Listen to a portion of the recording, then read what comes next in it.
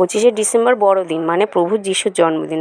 আর ওই দিন হচ্ছে আমার কর্তামশাইয়েরও জন্মদিন। তাই ওই দিনটা প্রত্যেক বছর আমরা জানেন তো বাইরেই সেলিব্রেট করি, কিন্তু এবছর ওর ছুটি ছিল না, তাই দুপুরে বাড়িতেই সব আয়োজন করে নিলাম। প্রথমে সকালে জলখাবারটা করে নিয়ে পায়েসটা বসিয়ে দিলাম। পায়েসটা করে নিয়ে তারপর 5 রকম ভাজা, মাংস, ডাল সেরে নিয়ে আমি সব গুছিয়ে রেখে স্নানটা করে নিলাম। এরপরে সব ঠাকুরকে পুজো দিয়ে একটা পুজোর টিপ ওর কপালে পরিয়ে দিলাম। তারপরে ওকে টেবিলে সব কিছু সাজিয়ে দিয়ে বললাম বসে পড়ো। ও বসে পড়তে মা ওকে 2 চামচ পায়েস খাইয়ে দিল।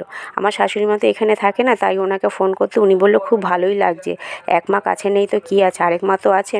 যাই হোক, তারপরও কেকটা কেটে নিয়ে ছেলেকে খাইয়ে দিল, মেয়েকে খাওয়ালো, তারপর মাকে খাইয়ে দিল, এরপর আমাকে খাইয়ে দিল, আমিও অল্প করে খাইয়ে দিলাম।